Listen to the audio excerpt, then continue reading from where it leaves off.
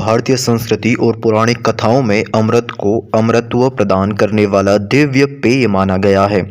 यह देवताओं और असुरों द्वारा समुद्र मंथन के दौरान खोजा गया था, लेकिन वर्तमान विज्ञान के दृष्टिकोण से क्या वास्तव में अमृत जैसी कोई चीज संभव है? इस विषय पर शोध, पौराणिक संदर्भों और वैज्ञानिक तथ्यों के आधार पर चर्चा करना बेहद रोचक हो सकता है। अमृत का पौराणिक महत्व, समुद्र मंथन और अमृत की कथा, अमृत का वैज्ञानिक आधार, आधुनिक विज्ञान में अमृत की खोज, आइए इन सभी के बारे में विस्तार से जानते हैं। अमृत का उल्लेख वेदों, पुराणों और अन्य हिंदू धर्म ग्रंथों में मिलता है। इसे अमरता का प्रतीक माना गया है। जब देवता और असुर अमरत्व के लिए संघर्ष कर रहे थे, तब भगवान विष्णु ने सुझाव दिया कि समुद्र मंथन से अमृत निकलेगा। समुद्र मंथन के दौरान आयुर्वेद के देवता अमृत का कलश लेकर प्रकट हुए। अमृत का सेवन करने से देवता अमर हो गए।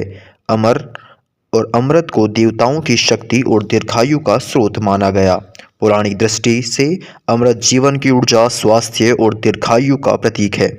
देवताओं और असुरों का संयोग, दोनों ने मिलकर समुद्र मंथन करने का निश्चय कर लिया। मंथन के लिए मंदार पर्वत का उपयोग किया गया। वासुकी नाग को रस्सी के रूप में इस्तेमाल किया गया। मंथन के अंत में अमृत कलश प्रकट हुआ। अमृत को असुरों से बचाने के लिए भगवान विष्णु ने मोहिनी रूप धारण किया और अमृत को देवताओं के विपरीत कर दिया। आधुनिक विज्ञान में अमृत का अर्थ है ऐसी कोई वस्तु या पदार्थ जो जीवन को दीर्घायु प्रदान करे, शरीर को रोग मुक्त बनाए, उम्र बढ़ने की प्रक्रिया को धीमा करे। वैज्ञानिक अमृत के विचार को एंटी एजिंग और लाइफ एक्सटेंशन से जोड़ते हैं। वैज्ञानिक कोशिकाओं की उम्र बढ़ने की प्रक्रिया को समझने और धीमा करने के लिए शोध कर रहे हैं। टेलोमेर को दीर्घायु के लिए महत्वपूर्ण माना जाता है। नैनो तकनीक का उपयोग करके शरीर की मरम्मत और पुनर्निर्माण किया जा सकता है। यह तकनीक कोशिकाओं को रोगों से बचाने और लंबे समय तक जीवित रखने में मदद कर सकती है। जीन थेरेपी का उद्देश्य मानव डीएनए और संशोधन करके दीर्घायु और रोग मुक्त जीवन प्रदान करना है। विज्ञान में अमरत्व को लेकर कई सिद्धांत और प्रयोग किए जा रहे हैं। कोशिकाओं के डीएनए और टेलोमेर की लंबाई उम्र को प्रभावित करती है। यह भविष्य में अमृत जैसी स्थिति प्रदान कर सकता है। आयुर्वेद में कुछ जड़ी बूटियों को अमृत तुल्य माना गया है, जैसे गिलोय, अश्वगंधा और शिलाजीत। वैज्ञानिक जीवित कोशिकाओं को दीर्घायु प्रदान करने के लिए नए पदार्थ विकसित कर रहे हैं।